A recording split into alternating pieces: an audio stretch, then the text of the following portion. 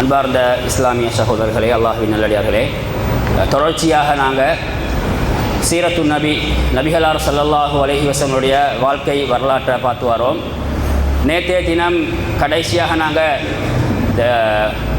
ரசூலுல்லாஹுக்கும் சஹாபாக்களுக்கும் ஒரு சந்தோஷமான செய்தியாக ஹம்சா ரதியல்லாஹு அன்ஹு, அதே மாதிரி உமர் இப்னு ஹத்தாப் ரதியல்லாஹு அன்ஹு அவங்களோட இஸ்லாத்துக்கு வந்த செய்தியை நாங்கள் பார்த்தோம். அதில் அந்த உமர் ரதியல்லாஹு அன்ஹு அந்த இஸ்லாத்துக்கு வந்த செய்தியில் நான் ரெண்டாவதாக ஒரு செய்தி சொன்னேன். ரெண்டு சம்பவங்கள் சொன்னேன். ரெண்டாவதாக சொன்ன விஷயம் இருக்கிறேன், அந்த தங்கச்சிட்ட போயிட்டு வந்தது. இதில் சில உலமாக்கள் இந்த சம்பவம் சஹீஹான சம்பவமா இல்லையான்னு சொல்லி கொஞ்சம் கருத்து வேற்றுமை இருக்கிற அந்த கருத்து வேற்றுமை இருக்கிற விஷயத்தையும் நாங்கள் கொஞ்சம் விளங்கிக் கொள்வோம். இன்னொரு பலவீனமான செய்தி என்னென்றால், உமர் ரலியல்லாஹு அன்ஹு இஸ்லாத்தை வந்ததுக்கு பிறகு பகிரங்கமாகவே மக்காவில் ஒரு மலைக்கு ஏறி மக்கா குறைஷிகள் எல்லாரையுமே கூப்பிட்டு பகிரங்கமாகவே நான் இஸ்லாத்துக்கு வந்துட்டேன், உங்களால் செய்ய முடியுமானதை செய்யுங்க என்று சொன்ன விஷயம் பலவீனமானது. சரிங்களா? அப்படி சொன்ன விஷயம் பலவீனமான விஷயம். உமர் ரலியல்லாஹு அன்ஹுடைய நாங்கள் வரலாற்றை பார்க்கின்ற பொழுது நான் சுருக்கமாகத்தான் சொல்லி முடித்தேன். உமர் ரலியல்லாஹு அன்ஹு இஸ்லாத்தை ஏற்றத்துக்கு பிறகும் கொஞ்சம் பயத்தோடையும், எவ்வளோ தைரியமாக இருந்தாலும், எவ்வளோ பெரிய வீரனாக இருந்தாலும் கொஞ்சம் அந்த தயக்கத்தோடையும் பயத்தோடையும் கொஞ்சம் சில சந்தர்ப்பங்களில் ஒளிச்சொலிச்சு இருந்த சம்பவங்களை வரலாற்று ஆசிரியர்கள் குறிப்பிடுவதை நாங்கள் பார்க்கணும். அப்போ அந்த விஷயத்தை நாங்கள் கொஞ்சம் மனசில் வச்சுக்கொள்ளணும். ரைட்.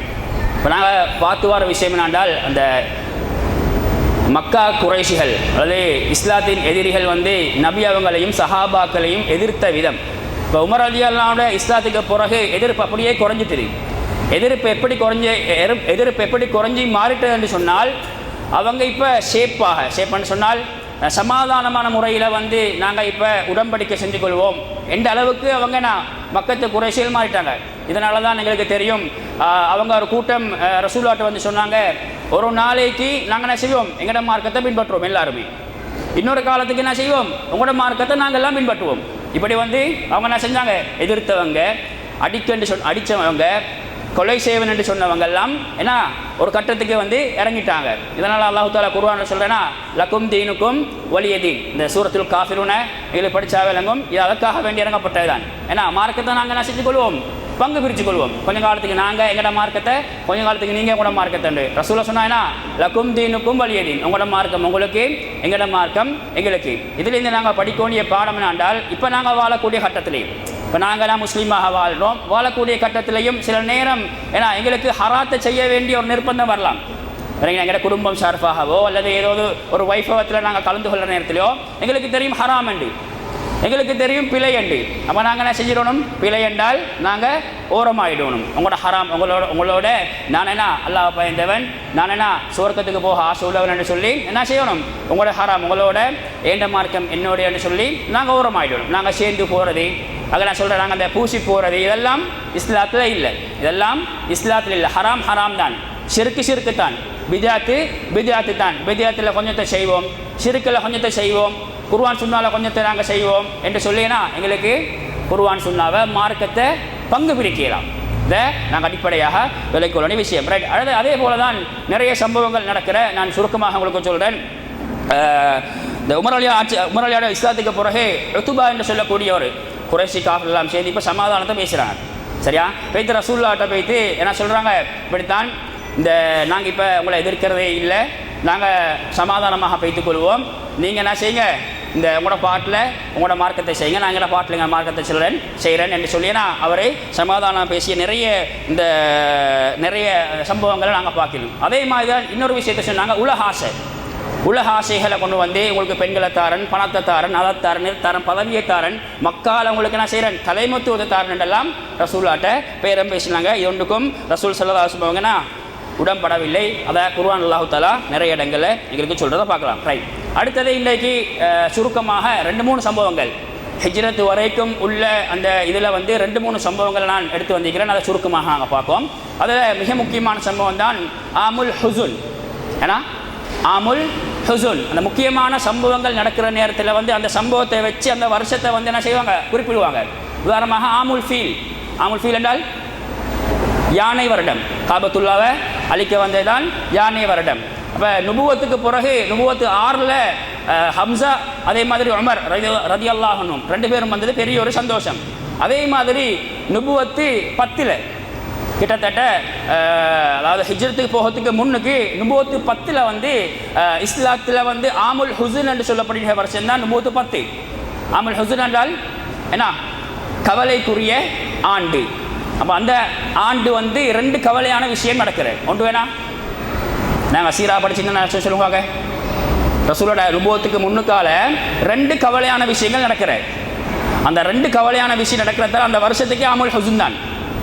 ஏன்னா ஒன்று ரசூலாவுக்கு பாதுகாப்பாக இந்த அபூ தாலிப் மரணிக்கிற செய்தி. 2வது ரசூலோட இரக்கமான மனைவி, எல்லா விஷயத்திலையும் சப்போர்ட் பண்ண ஹதீஜா ரலியல்லாஹு அன்ஹா அவங்க மரணிக்கிற செய்தி. 2 பேரும் ஒரே வருஷத்தில் அபூ தாலிப் முன்னுக்கு மறைக்கினார். ஒரு 5-6 நாளைக்கு பிறகு யார், ஹதீஜா நாயகி மரணிக்க சம்பவம் தானே ஆமுல் ஹுசன். ரைட். இந்த ஆமுல் ஹுசனுக்கு முன்னுக்கு முக்கியமான ஒரு சம்பவம் நடக்கு, நான் மறந்துட்டேன், அதை ஞாபகப்படுத்துகிறேன். இப்போ குறைஷிகள் பார்த்தாங்க, ஷேப்பாக பேசியும் சரி வரல, ஏசியும் சரி வரல, அடிச்சும் சரி வரல, கொலை அச்சுறுத்தல் கொடுத்தும். ஏன்னா யாருமே உசும்புற மாதிரி இல்லை, யாருமே அவனை மார்க்கத்தை விட்டு கொடுக்குற மாதிரி இல்லை. எங்கட சிலைகளுக்கு ஏசுகிற விஷயம், சிலைகளை வணங்க வேண்டாம் என்று அதை விட்டு தூரமாகிற விஷயத்தை விட்டும் யாருமே ஏன்னா தளர்ற மாதிரி இல்லை, யாருமே வந்து விட்டு கொடுக்குற மாதிரி இல்லை. இப்போ இதனால் குறைஷிகள் என்ன செஞ்சாங்க என்றால் அவங்க எல்லாம் ஒரு முடிவுக்கு வந்தாங்க. நாங்கள் என்ன செய்யணும், பனு ஹாஷிம் பனு முத்தலிப், யார் 2 கூட்டத்தாரும் பனு ஹாஷிம் பனு முத்தலிப், இதான் ரசூலுடைய குடும்பம், ரசூலோட பரம்பரையோட சம்பந்தப்பட்ட குடும்பம். இவங்க கொஞ்சம் பேர் இஸ்லாத்தை ஏற்றினாங்க, நிறைய பேர் இஸ்லாத்தை ஏற்றிக்கல. ஆனாலும் என்ன அபூ தாலிப் மாதிரி ரசூலுக்கு சப்போர்ட் பண்ணாங்க. ரசூலுக்கு ஏச உடல்ல, அடிக்க உடல்ல, கொலை செய்ய உடல்ல, ரசூலோட அவரோட தாவத்தை செய்யறதுக்கு அப்படியே அவருக்கு சுதந்திரம் கொடுத்தாங்க. ரசூலோட விஷயத்தில் நிறைய சப்போர்ட் பண்ண 2 குடும்பம் தான் பனு ஹாஷிம் பனு முத்தலிப். இவங்க என்ன செஞ்சாங்கன்னா குறைஷிகள் 2 பேர், 2 இந்த கூட்டத்தாரையும் சார்ந்தவங்க, குடும்பத்தை சார்ந்தவங்களை எல்லாரையுமே, இஸ்லாத்தை ஏற்றவங்க ஏற்காதவங்க, பெண்கள், சின்ன பிள்ளைகள், வயது வந்து எல்லாருமே என்ன செஞ்சாங்க, மக்கால ஒதுக்குப்புறமாக இருக்கக்கூடிய ஒரு பள்ளத்தாக்கில் என்ன செஞ்சாங்க, ஒதுக்கி வச்சாங்க. முற்றுகை அல்ல, முற்றுகைக்கும் ஒதுக்கி வச்சதுக்கும் வித்தியாசம் இருக்குது. முற்றுகை என்றால் யாருமே போகலாது, அவங்க அதுக்குள்ள தான். இதான் முற்றுகை. யுத்தத்தில் முற்றுகை செய்கிற வேற. ஆனால் இவங்க என்ன செஞ்சாங்க, ஒதுக்கி வச்சாங்க. ஒதுக்கி வச்சாலும் கிட்டத்தட்ட முற்றுகை மாய்தான், அதுக்குள்ளே யாருக்கும் போக விடல. அபூ ஜஹலும் அதே மாதிரி இஸ்லாத்தின் எதிரிகள் வந்து யாரும் அதுக்குள்ளே போக விடல, ஹெல்ப் பண்ண விடல, உதவி செய்ய விடல. முற்றுகை என்று அந்த ஒதுக்கி வைக்கிறேன்னு சொன்னால் எதில் ஒதுக்கி வச்சாங்க, ஒன்று அவங்களோட பேசப்படாது, அவங்களோட கொடுக்கல் வாங்கல் செய்யப்படாது, அவங்கள யாரையும் திருமணம் முடிக்கக்கூடாது, நாங்கள் திருமணம் முடிக்கிறதோ அவங்கள முடிக்கிறதோ இல்லை, சரியா, வியாபாரம் செய்யக்கூடாது, எந்த உதவியும் செய்யக்கூடாது. இப்படி முழுக்க என்ன செஞ்சாங்க, ஹாஷிம் கிளையாரையும் அப்துல் முத்தலிப் கிளையாரையும் என்ன செஞ்சாங்க, குறைஷிகள் மக்கத்து காவிர்கள் ஒதுக்கினாங்க. ஒதுக்குதல் எத்தனை வருஷம் நடக்குது, 1 மாசமா 2 மாசமா இல்லை, 2 வருஷத்துக்கு 3 வருஷத்துக்கு இடையில, கிட்டத்தட்ட 2 வருஷம் அல்லது 3 வருஷம் ஏன்னா இந்த கஷ்டம் கொடுக்குற வேலை நடந்தது. இதனால் வந்து நிறைய பேர் கஷ்டப்படுற சில அறிவிப்புகளில் வர சம்பவங்களை குறிப்பிட்ட 2 நாள் மக்கத்துக்கு சத்தம் கேட்பாங்க. இரவு நேரத்தில் பசியால், சாப்பாடு இல்லை, பசியால் பிள்ளைகள் அழுகிற சத்தம் வந்து மக்கத்து காவல்களுக்கு கேட்பாங்க. அந்த அளவுக்கு கல் நெஞ்சம் பிடிச்சவங்க, பிள்ளை செத்தாலும் பிரச்சனை இல்லை, வயசு வந்தாங்க கஷ்டப்பட்டாலும் பிரச்சனை இல்லை, இவங்க கஷ்டப்படணும், முகமது கொள்கையை விடணும், முகமதுக்கு இவங்க சப்போர்ட் பண்ணுறத இவங்கண்ணா இல்லாமலா கூடும் என்று சொல்லி அவங்க என்ன செஞ்சாங்க, புடிவாதமாக இருந்தாங்க.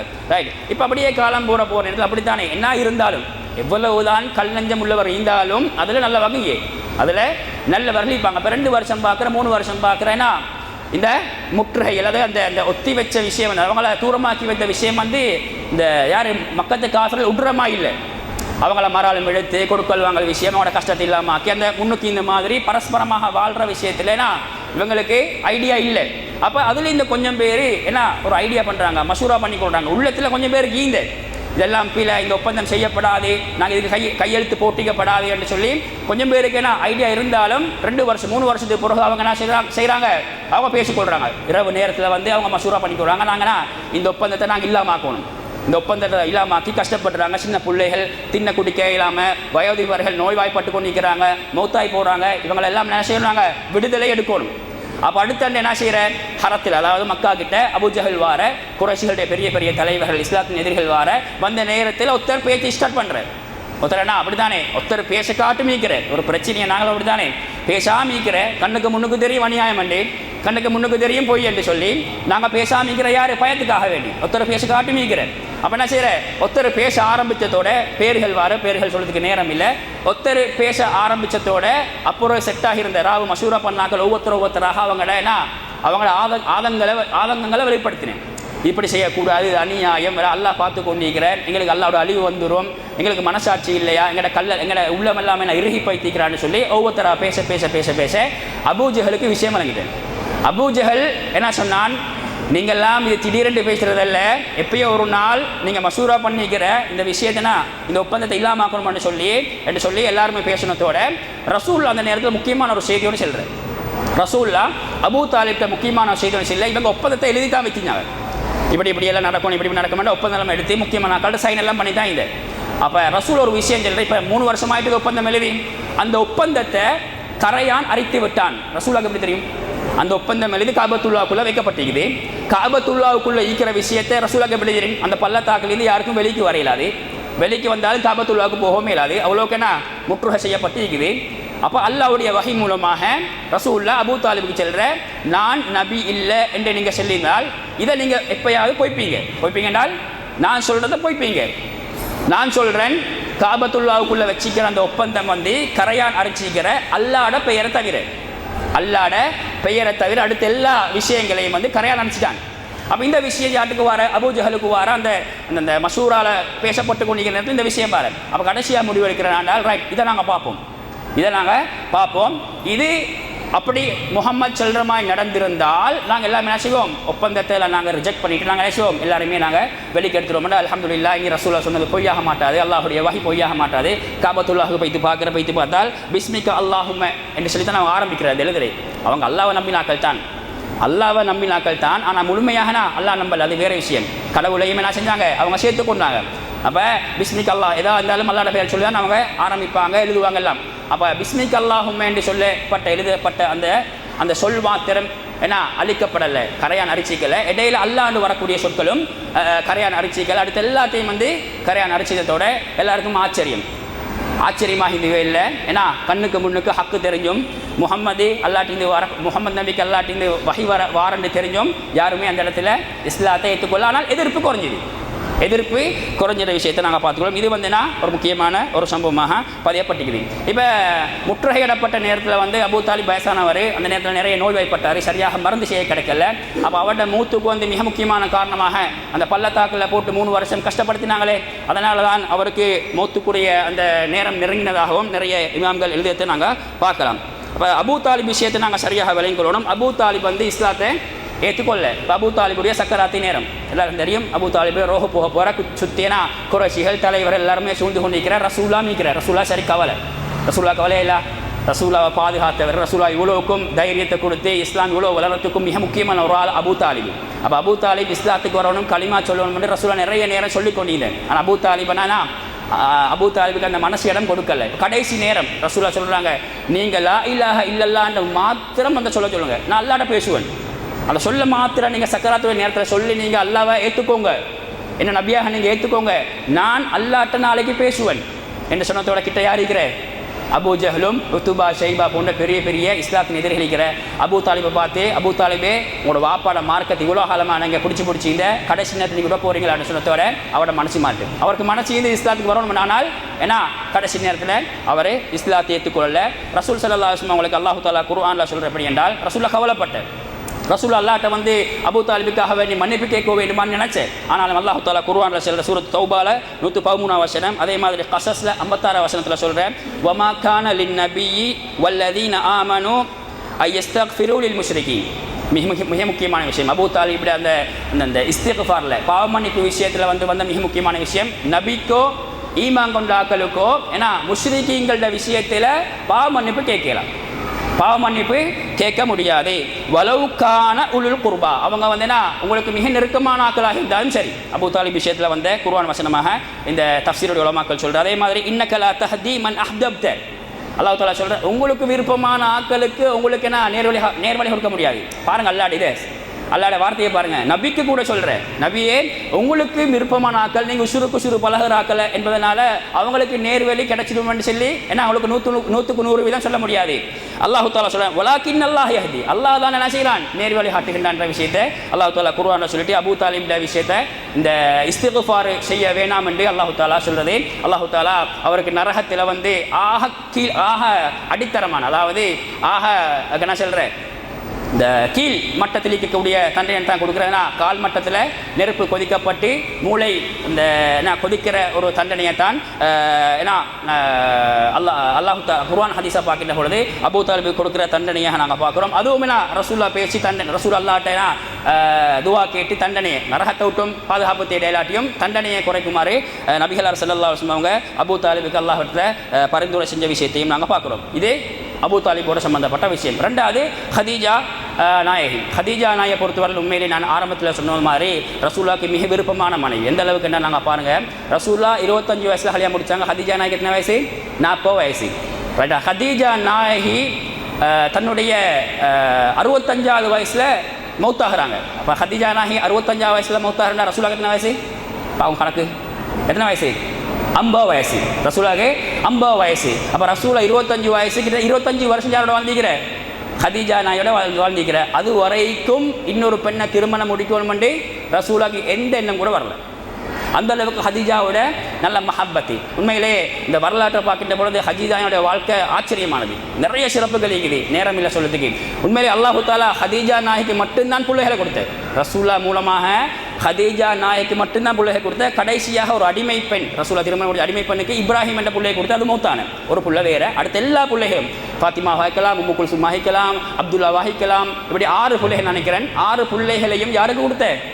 ஹதீஜா நாய் தான் கொடுத்தேன். 40 வயசாகி ஹதீஜா நாய் முடிச்சது பிறகும் 6 பிள்ளைகளை அல்லாஹு தாலா பாக்கியத்தை கொடுத்து 6 பிள்ளைகளும் ரசூலோட காலத்திலே மௌத்தாயிட்டாங்க. 6 பிள்ளைகள் மௌத்தாயிட்டாங்க. ஒரே ஒரு புள்ளி பேலன்ஸ் ஆயிருந்த யாரு? ஃபாத்திமா ரலியல்லாஹு அன்ஹா. ரசூல்லா மௌத்தாகி 6 மாதம், கிட்டத்தட்ட 6 மாதத்துக்கு பிறகும் மௌத்தாயிட்டாங்க. அலி ரலியல்லாஹுவோட மனைவி. உங்களுக்கு தெரிஞ்ச விஷயம். அப்போ ஹதீஜா நாயுடைய சிறப்புகள் நிறைய இருக்குது. ஒரு முறை ஹதீஜா நாயி சாப்பாடு செஞ்சு கொண்டு ரசூலுக்கு கொடுக்குவார். சாப்பாடு செஞ்சு கொண்டு 2 பேரும் தினத்துக்காக வேண்டி வார. ஜிப்ரீல் அலைஹிஸ்ஸலாம் வந்து ஹதீஜா நாய்க்கு அந்த ரசூலாட்ட செல்கிற உங்களோட அன்பு மனைவி வார, நானும் அல்லாவும் சலாம் சொன்னதாக சொல்லுங்க. பாருங்கள் எவ்வளோ சிறப்பண்டு. படைப்பினங்களில் மிகச்சிறந்த படைப்பினம் ஜிப்ரீல் அலைஹிஸ்ஸலாமும் இறைவனும் அல்லாஹும் ஹதீஜா நாய்க்கு சலாம் சொல்கிறாங்க. சொல்லிவிட்டு சொல்கிறாங்க, அவன் உங்களுக்கு நிறைய சப்போர்ட் பண்ணிக்கிறேன், நிறைய உங்களோட விஷயத்தில் வந்து நிறைய கரசனை எடுத்துக்கிறேன். அதுக்காக வேண்டி அல்லாஹு தாலா அமைதியாக, எந்த சத்தமும் இல்லாத, ஊசலாட்டமும் இல்லாத அமைதியாக சுவர்க்கத்தில் முத்துக்களை கொண்ட ஒரு மாளிகையை அல்லாஹு தாலா அவக்காக வேண்டி கட்டி வச்சுக்கிறேன்னு சொல்லி ஹதீஜாவுடைய சிறப்புகளை நிறைய சொல்கிறத நாங்கள் பார்க்கலாம். அப்போ ஹதீஜா நாயை வந்து உண்மையிலே இழப்பு என்பது மிக முக்கியமாக பெரிய ஒரு பாரமாக இருந்தது. ரைட். இந்த இழப்பெல்லாம் தாண்டி ரசூல் ஸல்லல்லாஹு அடுத்த கட்டம். இப்போ இழப்பு எதுவாக இருந்தாலும் ரசூலோட கொள்கையை ரசூலா என்ன செய்யணும்? கட்டாயமாக சொல்லணும். கவலையை நீக்கல. அபூ தாலிபும் கிட்ட ஹதீஜா நாய் மௌத்தானத்தால் ரசூலா அப்படியே ஒடுங்கி போகலை, அப்படியே கஷ்டப்பட்டு போகலை, அப்படியே அந்த தூரமாகி போகலை. எனக்கு கஷ்டம் வந்துட்டேன்ட்டு ஏன்னா ரசூல்லா மனக்கவலையோடு வாழலை. வஹி வந்தது, ஆறுதல் சொல்லப்பட்டது, எல்லாம் நடந்தது. ரசூல்லா கடைசியாக என்ன செய்கிறாங்க என்றால் தாயிஃபுக்கு போய்த்து கொஞ்சம் ஆறுதலாகி போகும் என்று நினைக்கிறாங்க. மக்கால வாழ்ந்துட்டாங்க, ஒரு 10 வருஷம் மட்டும் வாழ்ந்துட்டாங்க. ரைட். தாயிஃபுக்கு போய்த்து இந்த மார்க்கத்தை சொல்லுவோம் என்று ஏன்னா அவங்க தாயிஃபுக்கு யாரோட போகிறாங்க? ஸைத் இப்னு ஹாரிஸா, ரசூலோட வளர்ப்பு மகன் ஸைத் இப்னு ஹாரிஸாவோட எங்கே போகிறாங்க? தாயிஃபுக்கு. ரசூல் ஸல்லல்லாஹு அலைஹி வஸல்லம் போகிற சம்பவம் எங்களுக்கு தெரியும், நான் சுருக்கமாக உங்களுக்கு சொல்கிறேன். தாயிஃபுக்கு போகிற நேரத்தில் ரசூல்லாவுடைய அந்த இந்த டார்கெட் என்னாண்டால் தாயிஃப் மக்கள் இஸ்லாத்தை ஏற்றுக்கொள்வாங்க, இஸ்லாத்தின் பக்கம் வருவாங்க, மக்கா காஃபிர்களாக ஈக்க மாட்டாங்க, வம்பர்களாக ஈக்க மாட்டாங்க, மனசு நோகுகிறமாக நடக்க மாட்டாங்க என்ற எண்ணத்தோடு தான் ரசூலா தாயிஃபுக்கு போனால் நினச்சதுக்கு மாத்தம். மக்கா காஃபிர்கள் பரவாயில்லை என்ற அளவுக்கு தாயிஃப் மக்கள் நடந்து கொண்டாங்க. ஒவ்வொரு தலைவர் ரசூலா உடல்ல, ரசூலா ஒவ்வொரு தலைவராக போய்த்து, ஒவ்வொரு கோத்திரத்துடைய தலைவராக போய்த்து சந்தித்து மார்க்கத்தை சொன்னாங்க. ரசூலாவை கேவலப்படுத்தினாங்க, ரசூலாவுக்கு ஏசினாங்க. கடைசியில் என்ன செஞ்சாங்க என்றால் ரசூலோட தொல்லை தாங்க முடியாமல் 2 ரசூலா போகக்கூடிய வழி, ரசூலா திரும்பி வராங்க. ரசூலா பெடப்பில் நாங்கள் மக்காவுக்கு திரும்பி போய்த்துருவோம், ஆசையோட வந்தேன், ஒன்றும் நடக்கலை என்று தாயிஃப்லேருந்து திரும்பி வார நேரத்தில் இவங்க கடைசியாக என்ன செஞ்சவங்க தெரியுமா? ஊரில் இருக்கிற மடையர்கள், சின்னாக்க, பைத்தியக்காராக்கள் எல்லாம் ரோட்டில் 2 சைடில் நிப்பாட்டி கொண்டு ரசூலாவுக்கும் யாருக்கும் ஸைத் இப்னு ஹாரிஸாவுக்கும் கல்லால் வீசி அடித்தாங்க. தாயிஃபை பொறுத்தவரையில் மக்கால் இந்த கிட்டத்தட்ட 60 மைல். 60 மைல் என்றால் எத்தனை கிலோமீட்டர் இருக்கும் கணக்கு? கிட்டத்தட்ட 90 கிலோமீட்டர் மாதிரி இதுக்கு நான் நினைக்கிறேன். சரியா 60 மைல் தூரம் உள்ள ரசூலா நடந்து தான் போனாங்க. ரசூலா வாகனத்தில் போகல, ரசூலா நடந்து தான் போனாங்க. கிட்டத்தட்ட தாயிஃபிலிருந்து 6 மைல் தூரம், 6 மைல் தூரம் கல்லடி பட்டு பட்டு பட்டு பட்டு ரசூல்லா ஓடி ஓடி வந்தாங்க. ரசூலோட காலில் நரம்பில் கல் பட்டு ரசூலோட காலில் இந்த ரத்தம் வடிந்து ரசூலோட செருப்பெல்லாம் ஒட்டி கொண்டு ரசூலாவுக்கு ஓட இயலாது. ஹாரசலானை பிடிச்சிக்கொண்டு எப்படியோ தப்ப வச்சுக்கொண்டு ஓடி ஓடி ஓடி ஓடி வந்து தாய்ஃபுடைய ஒரு 6 மைல் தூரம் நடந்து ஒரு தோட்டத்தில் வந்து இருக்கிறாங்க. ஒரு தோட்டத்தில் வந்து ரசூல் ஸல்லல்லாஹு அலைஹி வஸல்லம் அவங்க அப்படியே உட்கார்ந்து சொல்கிறாங்க. அந்த தோட்டம் வந்து யாருக்கு சொந்தமான தோட்டம்னு சொன்னால், அந்த தோட்டம் வந்து கொஞ்சம் ஷைபாவுக்கும் உத்துபாவுக்கும் இஸ்லாத்தை ஏற்றுக்கொண்டிருக்கல, ஷைபாவுக்கும் உத்துபாவுக்கும் சொந்தமான ஒரு தோட்டம், ஒரு திராட்சை தோட்டத்தில் வந்து ரசூல் அப்படியே மாச்சல் டயர்ட் மயக்கம் அப்படியே உட்கார்றாங்க. உட்காரத்தோட ஷைபாவும் உத்துபாவும் பார்க்குறாங்க. முகமது வந்திருக்கிற அடிபட்டு வந்திருக்கிற இந்த இருந்தாலும் ஒருத்தரை பார்க்குற இடமுக்கு ஒரு கவலை கஷ்டம் வரதானே. அதில் அந்த நாங்கள் படிக்கக்கூடிய பாடம் என்னாண்டால் உண்மையிலேயே அந்த நல்லொத்தரை எங்களுக்கு ஏசுறதும் நல்லொத்தட்டை நாங்கள் ஏன்னா அந்த அடி வாங்குறது என்பது தாங்கிக் கொள்ளும். எங்களை விட வயசில் கூடொத்தர் படித்தொத்தர் உம்மாவா யாராக இருந்தாலும் கூட்டாளியாக இருந்தாலும் எங்களை விட ஏன்னா கீழ்மட்டத்தில் இருக்கக்கூடிய ஆக்கள் வயசில் குறைஞ்ச ஆக்களாகிக்கலாம், சரியா மடையர்களாக இருக்கலாம், சின்ன பிள்ளையாக இருக்கலாம். எங்களோட இமேஜில் கை வைக்கும் பொழுது எங்களுக்கு ஏசுகின்ற பொழுது எங்களுக்கு அடிக்கின்ற பொழுது அதோட அந்த தாக்கம் எப்படி ரசூல்லாக்கப்பா நாங்கள் யோசிக்கணும். ரசூல்லா சும்மா லேசாக இந்த பயணத்தை வந்திகள் வரல, எங்களுக்கு லேசாக மார்க்கத்தை சொல்லி தரல. எவ்வளோ கஷ்டப்பட்டு வந்திருக்கிற, எவ்வளோ மன உளைச்சல் உடம்பாலையும் மனசாலையும் எவ்வளோ கஷ்டப்பட்டு ரசூல் இந்த பயணம் வந்திருக்கிற என்பதை சீரானது நாங்கள் படிக்கக்கூடிய விஷயம். அப்போ உத்துபா ஷைபா என்ன செஞ்சாங்கன்னால், அத்தாஸ் என்று அவங்கள்ட்ட ஒரு அடிமை, இது கிறிஸ்தவ அடிமை. இந்த அத்தாஸ் என்பது வந்து கிறிஸ்தவ அடிமை. அவர்கிட்ட நான் செய்கிற திராட்சையை கொடுத்து முகமது கொடுத்துட்டு வா, பசியில் வந்து இப்போ மயக்கத்தில் இருக்கிற ரெஸ்ட்டுக்கு நீ முகமது கொடுத்துட்டு வாங்கிற ரசூல்லா பார்க்குறாங்க. ஒரு ஒரு ஒரு ஒரு ஆள் அவருக்கு ஒரு சாப்பாடு கொண்டுவார், பெரிய ஆறுதல், பெரிய சந்தோஷம். அப்படி தானே கஷ்டத்தில் இருக்கிற நேரத்தில் ஒருத்தருக்கு ஹெல்ப் பண்ணுற நமக்கு எவ்வளோ ஒரு பெரிய சந்தோஷம் வாழ்க்கையில் மறக்கிறார். அப்போ ரசூல் அவ்வளோ கஷ்டத்துலேயும் அவ்வளோ அந்த நோவினையிலையும் ரசூல் அத்தாஸோட பேசுகிற உன்னோட பேர் என்னப்பா, நீ எங்கேருந்து வார அப்படி இப்படின்னு விசாரித்தால் அத்தாஸ் ஊர் வந்து யூனுஸ் நபி வாழ்ந்த ஊர். எங்கே யூனுஸ் நபி வாழ்ந்த ஊர்.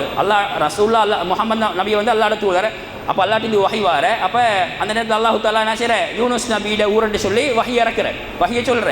அப்போ ரசூல்லா வந்து அத்தாஸ் நீ யூனுஸ் வாழ்ந்த பூமியில் தானே வாழ்ந்திக்கிறத அத்தாஸுக்கு புதுனம், உங்களுக்கு இப்படி இதெல்லாம் தெரியும் என்று சொன்னதோட நான் அவர் எப்படி அல்லாஹ்வோட தூதரோ நானும் அல்லாஹ்வோட தூதர்னு அவனுக்கு சரி ஆச்சரியம், கையை காலெல்லாம் மூந்து கீந்து அந்த இடத்துல அவர் இஸ்லாத்தை ஏற்றுக்கொண்டாரா இல்லையான்னு சொல்லி எழுதப்பட்டீங்கல்ல. பெரும்பாலும் மக்கள் சொல்கிற அத்தாஸ் இஸ்லாத்தை ஏற்றுக்கொண்டது. இதெல்லாம் தூரத்துலேருந்து யார் பார்க்குற? அத்தாஸ்ல எஜமான்கள் யாரு? ஷைபாவும் உத்துபாவும். அவங்க 2 பேரும் பேசிக்கொள்கிற அண்ணன் அத்தாஸையும் பைத்தியமாக்கிட்ட, முகம்மது அத்தாஸையும் பைத்தியமாக்கிட்ட, அத்தாஸையும் அவரோட வழிக்கு எடுத்துட்டேன்னு சொல்லி அவங்க சும்மா கேவலமாக சும்மா இழிவாக சும்மா ஜோக் அடிச்சுக்கொண்டு பேசிக்கொண்டு சம்பவம் பதிவாக்கப்பட்டது. ரசூலை வந்து அப்படியே அந்த இடத்துலேருந்து அந்த திராட்சை பழத்தை சாப்பிட்டு கொஞ்சம் ரெஸ்ட் எடுத்துக்கொண்டு அப்படியே என்ன செய்கிறாங்க, மீண்டும் மக்காவை நோக்கி வாராங்க. மக்காவை நோக்கி வார நேரத்தில் மிக முக்கியமான ஒரு இடம் தான் கர்னுல் மனாசில். இந்த இடம் கர்னுல் மனாசில் இடத்துல ரசூல்லா கிட்டத்தட்ட ஒரு 2 நாள் 3 நாள் தங்குறாங்க. சரியா ரோடிக்கு வரையில் அதாவது டயர்டாகிப்பாங்க, 2 நாள் 3 நாள் தங்குறாங்க. அந்த நேரத்தில் முக்கியமான ஒரு சம்பவம் நடக்கிறது. அல்லாஹு தாலா இவ்வளோ மன உளைச்சலுக்கு ஆன ரசூலாவுக்கு ஒரு மன திருப்தியை கொடுக்குறேன். ஏன்னா மன திருப்தி ஜிப்ரீல் அலைஹிஸ்ஸலாத்தை அல்லாஹு தாலா மீண்டும் அனுப்புகிறேன். நபிகிட்ட அனுப்பி ஜிப்ரீல் அலைஹிஸ்ஸலாத்தோட தாயிஃப் அந்த ஊர் வந்து 2 மலைக்கு இடையில் இருக்கக்கூடிய ஊர். சரியா அந்த 2 மலைக்கும் பொறுப்பான மலக்கையும் ஜிப்ரீல் அலைஹிஸ்ஸலாம் கூட்டின்னு வந்து பாருங்கள், ரசூலோட அந்த பண்பை பாருங்கள், ரசூலோட இலகிய மனசை பாருங்கள், அடுத்த ரசூலோட தூர நோக்க பாருங்கள். இந்த வந்து ஜிப்ரீல் அலைஹிஸ்ஸலாம் வந்து ரசூலோட கேட்குற, இப்படித்தான் தாயிஃபாக்கள் உங்களுக்கு கஷ்டப்படுத்திட்ட, உங்களை நோவினப்படுத்திட்ட, முன்ன வாழ்ந்த நபிமார்களுக்கு நோவினப்படுத்தினா கஷ்டப்படுத்தினா என்ன செய்வாங்க? அல்லாஹு தாலா அதுக்கு பொறுப்பான மலக்கு அனுப்பி அவங்கள அழிச்சுக்குவாங்க. அதே மாதிரி அல்லாஹு தாலாவோட ஆர்டர் வந்திருக்குது, 2 மலக்கையை நான் கூட்டி வந்திருக்கிறேன், உங்களோட கருத்து என்ன? உங்களோட கருத்து ஏன்னா முன்னைய சமுதாயம் அளிக்கப்பட்ட வரலாறுலாம் எங்களுக்கு தெரியும், நபிமாரோட வரலாறு நாங்கள் படிச்சுக்கிறோம். ஆனால் முந்தைய நபியை விட எங்கள் நபி வித்தியாசமானவர். ரசூலா சொன்ன வார்த்தை என்ன தெரியுமா? அதில் சில நேரம் நல்லவங்க இருப்பாங்க, எல்லாருமே அடிக்கல. அதில் சில நேரம் நல்லுள்ளம் கொண்டவங்க இருப்பாங்க, சில நேரம் புறகவங்க இஸ்லாத்தை ஏற்றுக்கொள்வாங்க. சரி அவங்க தான் இஸ்லாத்தை ஏற்றுக்கொள்ளாவிட்டாலும் அவங்களுக்கு புறகு வரக்கூடிய பரம்பரை என்ன செய்வாங்க? பிள்ளைகள் இஸ்லாத்தை ஏற்றுக்கொள்வாங்க. நடந்ததா இல்லையா? ரசூலுடைய ஃபத்ஹ் மக்கா நேரத்தில் வந்து தாயிஃப் வாசிகள் எல்லாம் இஸ்லாத்துக்கு வந்த வரலாறுகளுக்கு தெரியும். ரசூலுக்கு ஒரு வார்த்தை செய்யலாம், ரசூல் அவ்வளோ கவலையோடு இருக்கிறார், ஆனால் ரசூலை கோபப்படலை. இதான் ரசூலுக்குள்ள வித்தியாசம், இதான் ரசூலுடைய அகலாக்கு. ரசூலை கோபப்படலை, ரசூலை தூர நோக்கினாங்க ஏண்ட சமூகம் ஏண்ட உம்மத்தி. அதனால தான் நாங்கள் ரசூலுடைய மஹப்பத்தை நல்லா படிக்கணும்.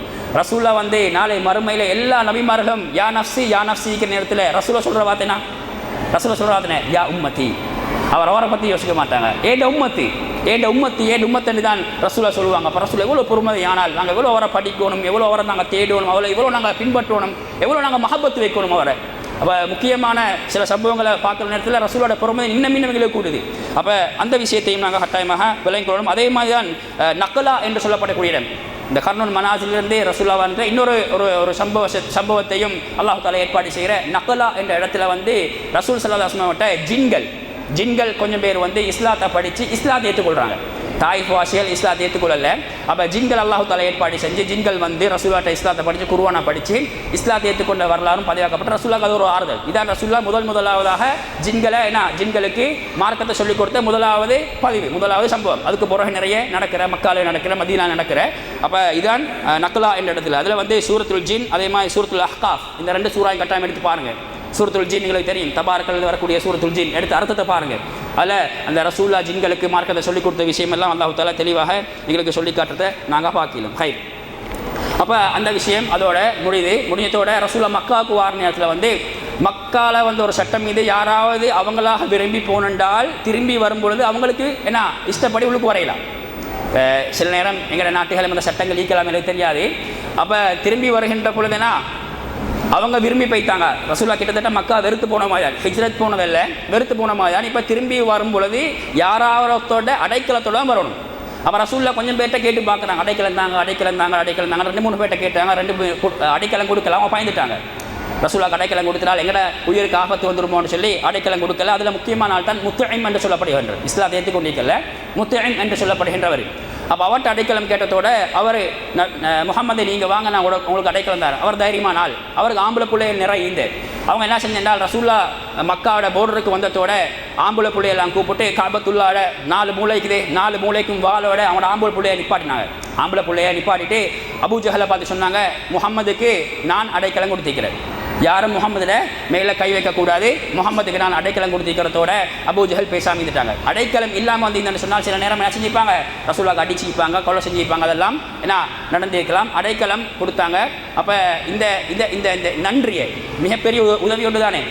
ஊரை விட்டு போனதோட மீண்டும் ஊருக்கு வரத்துக்கு அனுமதி தரத்துக்கு மிக முக்கியமாக இருந்தவர் முத்துஐம். அப்போ முத்தியம் வந்து இஸ்லாத்தை ஏற்றுக்கொண்டிருக்கல. பத்ர் யுத்தம் நடக்குது. பத்ர் யுத்தம் நடந்த விஷயங்களுக்கு தெரியும். பத்ரில் வந்து நிறைய இந்த இறை மறுப்பார்கள், அல்லாஹ்வுடைய எதிரிகள் வந்து கைதியாக பிடிக்கப்பட்ட நேரத்தில் அவங்கள வந்து இந்த முத்துஐம் என்பவர் வந்து என்னட்ட பேசியிருந்தால் விடுதலை செய்யுமாறு என்னட்ட சொல்லியிருந்தால், ரசூல் சொல்கிறேன், என்னட்ட சொல்லியிருந்தால் நான் அவங்கள விடுதலை செஞ்சுப்பேன். அந்த அளவுக்கு முத்துஐம் பார்த்து ரசூலுக்கு மனசில் பெரிய ஒரு நன்றி ஒன்று இது ரைனா. அப்போ முத்துஐம் என்பவர் மிக முக்கியமான ஆள். இதோட வந்து ரசூலுடைய அந்த மக்காவுடைய வாழ்க்கை அந்த கிட்டத்தட்ட முடிஞ்ச மாதிரி தான். அதில் மிக முக்கியமான விஷயம் தான் நான் கடைசி சொல்லி முடிச்சுக்கொள்கிறேன். ரசூலுடைய என்ன சம்பவம், நுபுவத்துக்கு முன்னால் நடந்த மிக முக்கியமான சம்பவம். நான் இவ்வளோ வந்துட்டேன். நுபுவத்துக்கு முன்னுக்கு கிட்டத்தட்ட ஹிஜ்ரத் வரைக்கும் வந்துட்டேன். நாளைக்கு ஹிஜ்ரத்தோடு சம்மந்தப்பட்ட விஷயத்தை சுருக்கமாக பார்ப்போம். இதுக்கு நுபுவத்தோட ஒரு முக்கியமான சம்பவம் நுபுவத்துக்கு முன்னுக்கால் நடந்த சம்பவம் நான் சொல்லலை. தர்சர் ஞாபகமிக்கா? இதை விட்டுட்டாரே மூலவி சொல்லுவாங்க. என்ன சம்பவம்? சரி, உங்களுக்கு இன்னும் லேசன் தாரணே. அது மனுஷன் கற்பனையால் இந்த நம்ப முடியாத ஒரு சம்பவம், கற்பனையால் சிந்திக்க முடியாத சம்பவம், ஒரு அற்புதம், அல்லாஹ்வோட ஒரு அற்புதம். விளால உம்ரா மாஷா அல்லாஹ். என்ன இஸ்ரா மிஅராஜ் மிக முக்கியமான சம்பவம். நுபுவத்துக்கு முன்னுக்கால நடந்த சம்பவம். இஸ்ரா என்பது வேற, மிஅராஜ் என்பது வேற. ரெண்டும் ஒரு நாளில் ஒரு இரவில் நடந்த சம்பவம். நான் உங்களுக்கு சுருக்கமாக அந்த இஸ்ரா மிஅராஜுடைய சம்பவம் சொல்கிறேன். இஸ்ரா மிஅராஜ் அல்லாஹு தாலா ஏற்பாடு செஞ்சதே ரசூலுல்லாஹ் கிராஹத்துக்கு தான்.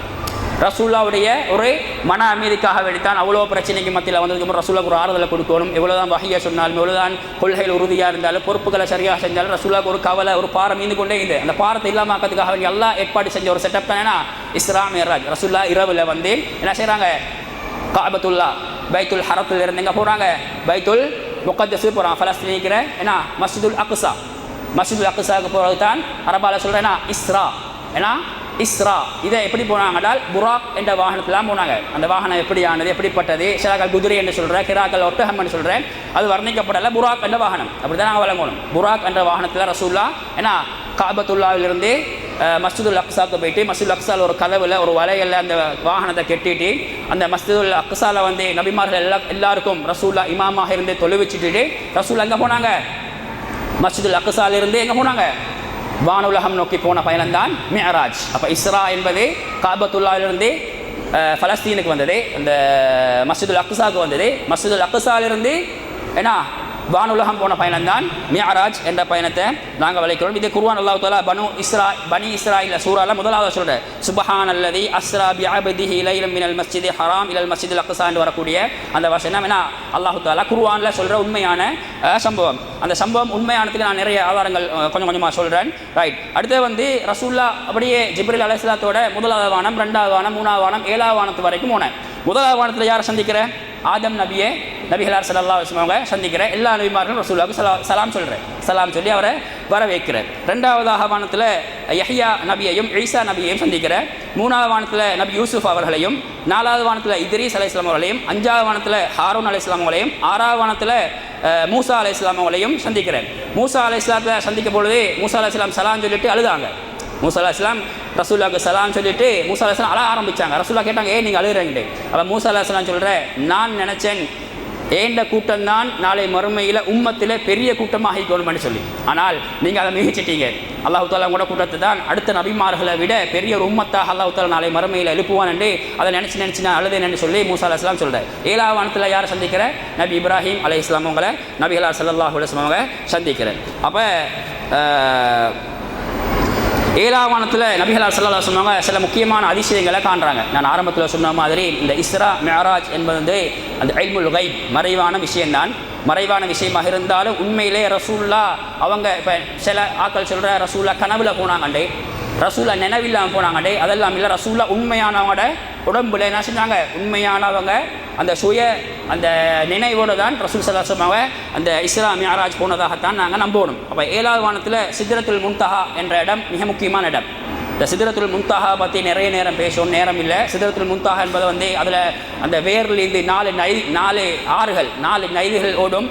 அதில் 2 நதிகள் வந்து சுவர்க்கத்தோடு சம்பந்தப்பட்டது. இன்னும் 2 நதிகள் ஏன்னா நைல் நதியும் ஃபுராத் நதியும் என்பதாக ரசூல் ஸல்லல்லாஹு அலைஹி வஸல்லம் சொன்னாங்க. அது ஏன்னா நைல் நதியும் ஃபுராத் நதியும் சுவர்க்கத்தோடு சம்பந்தப்பட்ட நதி என்பதாக சொன்னாங்க. அதில் பழங்கள் இருக்குது, பழங்கள்ட அந்த வர்ணனை, அதோட இலைகள், மரங்களோட இலைகள் அப்படி இப்படி என்று சொல்லி ரசூல் ஸல்லல்லாஹு அலைஹி வஸல்லம் அந்த சித்ரத்துல் முன்தஹாட வர்ணனையை நிறைய எங்களுக்கு சொல்லி தந்திக்கிறேன். அதில் மிக முக்கியமான ரசூலா கண்டது பைத்துல் மஅமூர். கேள்விப்பட்டிக்கிறா? பைத்துல் மஅமூர் 7வது வானத்தில் இருக்கிறது. என்னோட விசேஷம்? பைத்துல் மஅமூர்ட ஒரு நாளைக்கு அல்லாஹ்வுடைய ஒரு ஆலயம், அல்லாஹ்வுடைய ஒரு வீடு, மஸ்ஜித். அதில் ஒரு நாளைக்கு எத்தனை மலக்குமார்கள் நுழைவார்கள்? 70,000 மலக்குமார்கள் நுழைவார்கள். போனாக்கள் திரும்பி வரல. ஒவ்வொரு நாளும் 70 மலக்குமார்கள் நுழைவார்கள். அது அந்த பைத்துல் மஅமூருக்குரிய மிக முக்கியமான விசேஷம். ரசூலா சுவர்க்கத்தை கண்டாங்க, ஒரு சுவர்க்கத்தை பற்றி வர்ணித்தாங்க. அதே மாதிரி கடைசியாக ரசூலா அல்லாஹ்ட்ட போனாங்க. அல்லாஹ் சந்திப்பதற்காண்டி நெருக்கமாகி போனாங்க. இதில் வந்து நிறைய பேருக்கு அந்த அக்கீதாவோட சம்மந்தப்பட்ட விஷயம்தான். அல்லாஹ் ரசூல்லா நேரடியாக பார்த்தாங்களா, எப்படி பார்த்தாங்கன்னு சொல்கிறது உண்மையிலே அந்த சஹாபாக்கள் ஹதீஸா பார்க்கின்ற பொழுது, வேறு வேறு சம்பவங்களை பார்க்கின்ற பொழுது ரசூலுல்லா அல்லாவை நேரடியாக பார்க்கல. ரசூல்லா அல்லாவை நேரடியாக பார்க்கவில்லை என்பதுதான் உண்மையான விஷயம். அல்லாஹோட பேசினாங்க. அல்லாஹோட பேசி அல்லாஹு தாலா ரசூலா கொடுத்த கடமைனா என்ன கடமையை கொடுத்த? தொழுகையை கொடுத்த. எத்தனை நேரம் தொழுகை? நாகுலையில் எத்தனை நேரம் தொழுகை? முதலாவது எங்களுக்கு கடமையாக்கப்பட்டது 50 நேர தொழுகை. 50 நேர தொழுகையை அல்லாஹு தாலா கடமையாக்குற. ரசூல்லா அப்படி எடுத்துடுவானா வந்ததோட மூசா நபிக்கு தெரியும். மூசா நபி சொன்னாங்க, உங்களோட உம்மத்தை தாங்க மாட்டாங்க, போய்த்து குறைச்சிட்டு வாங்க. 40 ஆக்குறாங்க. அதே மாதிரி ஏன்னா குறைச்சி 5 வக்துள்ள தொழுகையாக அல்லாஹு தாலா குறைக்கும் வரைக்கும் செய்கிறாங்க. 5 வக்தை குறைச்சிக்கணும் வராங்க. வந்தது பிறகு மூசா நபி சொல்கிறாங்க, இன்னும் குறைங்கண்டி. ரசூல்லா ஜிப்ரீல் அலைஹிஸ்ஸலாம் பார்க்குறாங்க. அப்புறம் மூசா நபியை பார்த்து இதுக்காங்களே அல்லாட்ட போய்த்து குறைக்கிறதுக்கு எனக்கு வெக்கமாகிக்குது, இது போதும் எனக்குன்னு சொல்லி அதை புரிஞ்சு கொள்கிறாங்க. அப்போ இப்படி நிறைய அந்த மிஅராஜுடைய சம்பவத்தில் நடந்த விஷயங்களை நாங்கள் பார்க்குறோம். அதே மாதிரி மிஅராஜுடைய சம்பவத்தில் நபிகளார் ஸல்லல்லாஹு அலைஹி வஸல்லம் அவங்க நரகத்துடைய காவலாளியை பார்த்தாங்க. அதே மாதிரி அனாதைகளோட சொத்துக்களை அபகரித்து திண்டவர்களுடைய தண்டனைகளை பார்த்தாங்க. வட்டி வாங்கி சாப்பிட்டவருடைய தண்டனையை பார்த்தாங்க. பௌரு முட்டத்தாட அவங்களுக்கு உசும்பிக்குள்ள இல்லாமல் அவங்க என்ன செய்வாங்க? அப்படியே படுத்த படுக்கையாக இருப்பாங்க. ஃபிரௌனுடைய கூட்டம் நரகத்துக்கு இழுத்து கொண்டு போவாங்க, அவங்களோட மேலால் ஏறி கொண்டு போவாங்க. வட்டி சாப்பிடக்கூடிய விபரீதத்தை நாங்கள் ஒவ்வொன்றாக நான் உங்களுக்கு விளங்கப்படுத்தணும். விபச்சாரம் செய்தவர்களுடைய தண்டனையை பார்த்தாங்க. இதே மாதிரி விண்வெளி பயணம் உண்மை என்பதற்கு சான்றாக அல்லாஹு தாலா வச்ச விஷயம் என்னடா, இப்போ ரசூல்லா அடுத்தண்டு வந்து என்ன செய்கிறாங்க, நான் இப்படித்தான் இஸ்ரா மிஅராஜ் போனேன்னு மக்களுக்கு சொல்கிறாங்க. மக்களுக்கு சொன்னதோட ஏற்கனவே என்ன குழப்பி கொண்டு இருந்தாக்கள், ஏற்கனவே ஜோக் பண்ணி கொண்டு இருந்தாக்கள் என்ன செய்கிறாங்க, இன்னுமே நான் கூடுதலாக ஜோக் பண்ணாங்க, என்ன ஒன்றுமே இல்லாத மனுஷனுக்கு கற்பனைக்கப்படாத ஒரு விஷயத்தை சொல்கிறேன்னு சொல்லி சொன்னதோட ரசூல்லா ஒரு விஷயத்தை சொல்கிறாங்க. நான் இஸ்ரா போகிற நேரத்தில், அதாவது கஅபத்துல்லாவிலிருந்து பலஸ்தீனுக்கு வார நேரத்தில் மக்கத்து குறைஷிகளுடைய பயணத்துக்குரிய இந்த என்ன பயண கூட்டம் நான் கண்டேன். பயண கூட்டம் உண்டு நான் கண்டன். அதில் ஒரு ஒட்டகம் அவங்கள விட்டும் வழிதவறி செல்லி போய்கொண்டிருந்தேன். அப்போ நான் அவங்கள்ட்ட போய் உங்களோட ஒட்டகம் இந்த இடத்துல வழிதவறி போகிற அந்த ஒட்டகத்தை நீங்கள் எடுத்துக்கோங்கன்னு சொல்லி நான் சொல்லிட்டு வந்தேன். இது எங்கே நடக்கிற, இஸ்ராவுடைய பயணத்தில் நடக்கிற. அதே மாதிரி நான் அவங்கள்ட்ட தண்ணி கேட்டு தண்ணியை குடிச்சிட்டு வந்தேன் என்று சொல்கிறேன். இப்போ இது இவங்களுக்கு நம்ப முடியாமல் இருக்குது. அவங்க சொன்னாங்க ரைட், அவங்க வரும் வரைக்கும் நாங்கள் பார்ப்போம், பார்த்தது பிறகு என்ன கேட்போம் இடத்துல அவங்க வந்தாங்க. பயண கூட்டமெல்லாம் முடிச்சுட்டு மாத காலம் முடிச்சுட்டு வந்தது பிறகு இப்படியோ நடந்த கேட்டதோட இப்படியோ நடந்தேன்னு சொன்னாங்க. அப்போ இது ஏன்னா இந்த புத்திக்கு அப்பாற்பட்டு உண்மையிலேயே நான் ப்ராக்டிக்கலாக இஸ்ரா நடந்ததுக்கு மிக முக்கியமான ஒரு ஆதாரம். அதே மாதிரி அவங்க சொன்னாங்க, நீங்கள் பைத்துல் முகத்தஸுக்கு போய்த்திருக்கிற இந்த மஸ்ஜிதுல் அக்ஸாவை நீங்கள் பார்த்ததா சொல்லியிருக்கிற, அப்போ மஸ்ஜிதுல் அக்ஸாவுடைய அடையாளங்கள் சொல்லுங்க. ஏன்னா அந்த காலத்தில் குறைஷிகள் காஃபிர்கள் என்ன எங்கே சொல்லுவாங்க, பலஸ்தீனுக்கு பிஸ்னஸுக்கு போவாங்க, அவங்களுக்கு தெரியும் மஸ்ஜிதுல் அக்ஸாவுடைய அமைப்பெல்லாம் தெரியும். அப்போ நீங்கள் சொல்லுங்களேன் முகமதே, மஸ்ஜிதுல் அக்ஸா எப்படின்னு சொல்லி அல்லாஹ் தஆலா என்ன செய்கிறான், மஸ்ஜிதுல் அக்ஸா அப்படியே முன்னுக்கு வைக்கிறான். ரசூலுல்லாஹி ஸல்லல்லாஹு அலைஹி வஸல்லம் பார்த்து மஸ்ஜிதுல் அக்ஸாவுடைய கட்டமைப்பு இப்படி இங்கே இருக்கிறா இப்படி இருக்கிறன்னு சொல்லி எல்லாத்தையும் என்ன செய்கிறாங்க தெளிவாக ரசூல் ஸல்லல்லாஹு அலைஹி வஸல்லம் அவங்க சொல்கிறத நாங்கள் பார்க்குறோம். ஹைர் நேரம் கூட போய்த்து இன்ஷா அல்லாஹ் இதை இஸ்ரா மிஅராஜோட முடிச்சோம்னா நான் வந்தேன். ஹைர் அப்போ இஸ்ரா மிஅராஜோட வந்து இன்ஷா அல்லாஹ் இன்றைய பாட முடியும். நான்